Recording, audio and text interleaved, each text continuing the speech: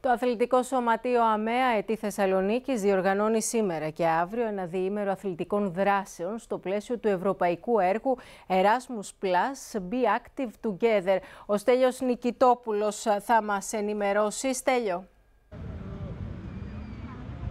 Είναι δράσεις συμπερίληψης για όλους. Αθλητές με και χωρίς αναπηρίες αθλούνται μαζί. Πριν από λίγη ώρα πραγματοποιήθηκε εδώ στη Νέα Παραλία, παρουσία του Υφυπουργού Ανάπτυξης Σταύρου Καλαφάτη, το Run Challenge, συμπεριληπτικό τρέξιμο, μια ευρωπαϊκή δράση που γίνεται σε 7 χώρες.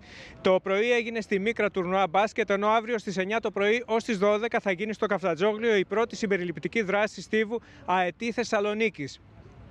Στις εκδηλώσεις συμμετέχουν 20 αθλητές με νοητικές αναπηρίες από τη Βουλγαρία μαζί με περίπου 20 προπονητές και συνοδούς. Τις δράσεις πλαισιώνουν ειδικά σχολεία της Θεσσαλονίκης. Ψυχή της διοργάνωσης είναι το Αθλητικό Σωματείο ΑΜΕΑ ΑΕΤΗ Θεσσαλονίκης. Συνδιοργανωτές είναι ο Δήμος Θεσσαλονίκης, τα Εθνικά Αθλητικά Κέντρα Θεσσαλονίκης και το Καφτατζόγλιο Εθνικό Στάδιο. Η διοργάνωση τελεί υπό την αιγίδα της Εθνικής Αθλητικής Ομοσπονδίας ΑΜΕΑ, ενώ οι δράσεις είναι ανοιχτές στο κοινό και δωρεάν. Ωραίες σκηνές εκτυλίχθηκαν με εκπαιδευτικούς, μαθητές, οικογένειες, φίλους του αθλητισμού να στηρίζουν τους αθλητές. Έτσι ακριβώς. Και εμείς βλέπουμε αυτές τις εικόνες που μόλις μας περιέγραψε, Στέλιο Νικητόπουλε, στις οθόνες μας. Να σε ευχαριστήσω πολύ.